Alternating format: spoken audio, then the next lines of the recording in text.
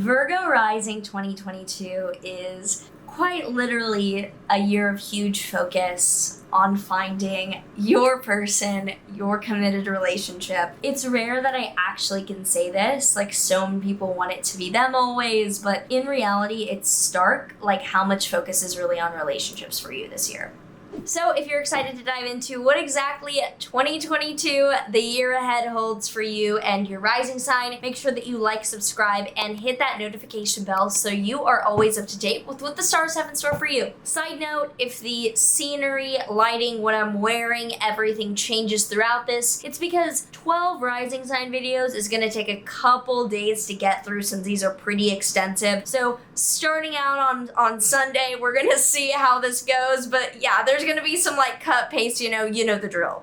And if we have not met yet, I am Maren. I am an astrologer that uses traditional Hellenistic Greek techniques, also the tropical zodiac and whole sign houses in order to do the kind of astrology I do. So the way that this is going to go, that it's been divided up, is major periods for your sign, the like eras of 2022, then going through the major important dates for what to hit at the end, so you can be like, this is in my calendar, this is in my schedule, etc. Macro then micro. Let's get into it. First major period of 2022 is the January, February, a little bit of March period. That is the you better work bitch time. And for you, this is around a change of life plans in the direction that you're going. So January 18th, Uranus stations direct in your 9th house. Uranus direct is moving forward with radical changes and innovation and suddenly upgrading in your 9th house of foreign travel and higher education. Almost like you're deciding to go forward in a path of moving abroad or studying something suddenly that feels much more in your own lane of like the pace that you're going now. January 18th as well, the nodes enter your 9th house, 3rd house axis. So the north node is in your 9th house. Focus on traveling abroad, on expanding your horizons, on studying something philosophical or spiritual at a high level. And the south node is in your 3rd house. Letting go of a daily grind, letting go of the news, letting go of putting out things day after day after day after day after like working, and more focus on your 9th house of like expanding your horizons rather than being overly productive in a small way.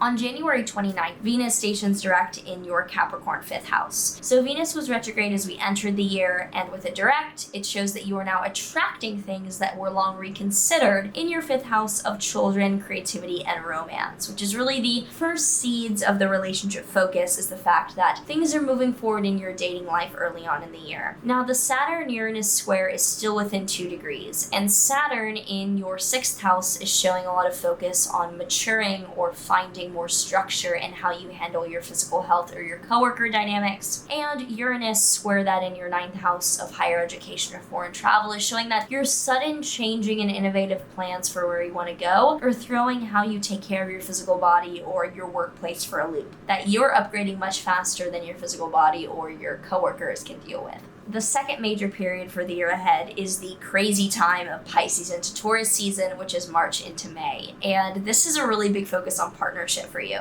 A lot of planets will be in your Pisces 7th house of committed relationships, such as marriages, legal contracts, best friends. And there's a really beautiful new moon conjunct Jupiter March 2nd that could be a really romantic time if you're looking for that. On April 12th, there's a Jupiter-Neptune conjunction as well, which is super dreamy in your 7th house of committed relationships.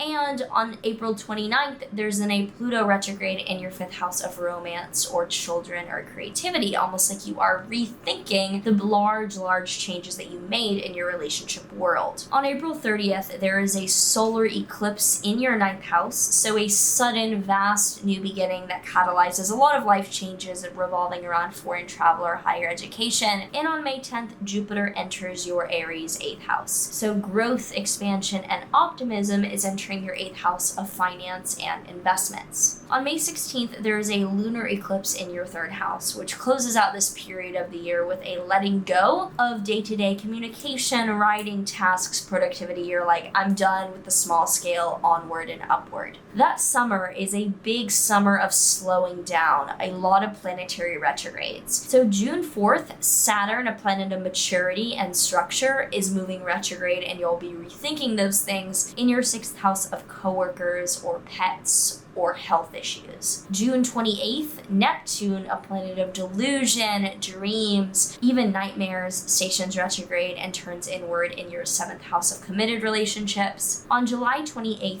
Jupiter stations retrograde and begins to rethink the growth in your 8th house of finance and investments. And on August 24th, Uranus stations retrograde, so a lot of the sudden changes are revised or looked back upon in your 9th house of foreign travel or higher education. The spooky shit goes down period is October into the end of the year. And this starts with October 23rd, Saturn stationing direct in your 6th house. You're now moving forward with the structure around your physical health or your coworker dynamics. October 25th, we have a solar eclipse in your 3rd house, a bit of a new beginning around your day-to-day commuting, your relationship to productivity, or the kind of content you're putting out. October 28th, Jupiter retrograde enters your Pisces 7th house. So now the growth in your life that you're rethinking goes back to your relationships overall. And on October 30th, Mars stations retrograde in your 10th house. Mars retrogrades are periods of rethinking how we go about getting things done. And for you, this is in your 10th house of career. On November 6th, there's a lunar eclipse, a big letting go in your 9th house of foreign travel or higher education. So you may be letting go of something that you were working on a lot during the year. And on November 23rd, Jupiter finally stations direct in your 7th house of committed relationships. Finally moving forward after a period of deliberation and reconsideration on what kind of a relationship you really want in your life.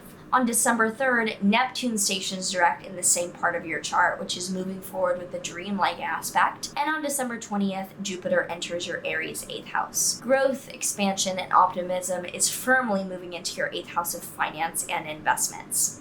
So the Mercury retrogrades for the year, which will be important for you given you are ruled by the planet Mercury, start out with January 14th to February 3rd with a Mercury retrograde in your 6th house of coworkers and health issues and your 5th house of romantic relationships. May 10th to June 2nd, we have a Mercury retrograde in your 10th house of career and 9th house of foreign travel. September 9th to October 2nd, we have a Mercury retrograde in your 2nd house of finances and 1st house of self. And December 29th until January 18th, we have a Mercury retrograde in your 5th house of creativity, romance, and children. There's a Venus retrograde in that same part of your chart, but starting out the year. So it's the end of 2021 until January 29th, 2022 in your 5th house of creativity, children, and romance, that Capricorn part of your chart. There is a Mars retrograde October 30th until January 1st, 2023 in your 10th house of career, rethinking how you go about getting things done in your professional world. And there's a Jupiter retrograde July 28th until November 3rd in your 8th house of investments and 7th house of committed relationships. So rethinking the growth and expansion in those areas of your life. Saturn retrograde, which is a period of rethinking maturity, boundaries, or structure, will be October 23rd until January 1st in your 6th house of health issues, coworkers, and pets. Uranus retrograde, a period of analyzing and stepping back from the sudden changes and innovations, will be from August 24th until January 1st in your 9th house of foreign travel and higher education. Neptune retrogrades, periods of getting more realistic and rethinking the dreams, will be June 28th until December 4th in your 7th house of committed relationships. And Pluto retrograde, a period of rethinking the huge transformations and serious deaths and rebirths in this area of your life, which is your 5th house of romance and creativity, will be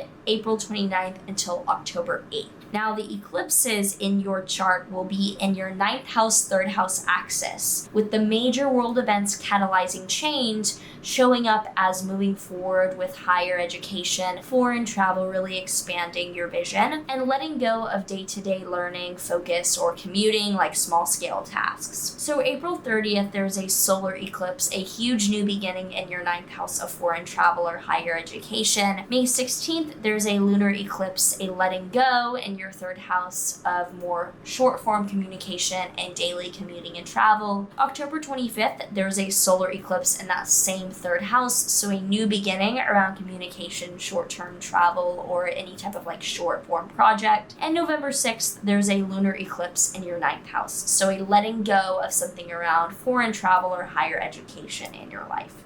So if you have any comments below on how you think that these major themes could be playing out for you, do let me know down below. Would be very interested to hear from you. And I think that all of us with the same rising sign could get a little bit out of seeing how we think each other's lives are going to be playing out for the year ahead. The tarot card that we have for Virgo risings is the Ace of Pentacles. And this deck, it's the Ace of Crypto. So aces are the prime source, like underlying energy of how you get this suit. And the Pentacle suit is material goods and like the shit beneath our feet, like actually like what is practical and valuable. So Ace of Pentacles is how do you go about feeling solid and secure in your life? What does the base of your life need to be like? And it seems to be like that's a relationship that you're really solidifying. So as always, if you did enjoy this, would appreciate a like, a subscribe, a notification bell, a comment. It all helps. I appreciate it. I look at the comments. I look at who's showing up. I really love it. I hope that you like these videos. Otherwise, take care, and I would say I'll see you next year, but like I'll be making a fucking video tomorrow. So I'll see you in the next one.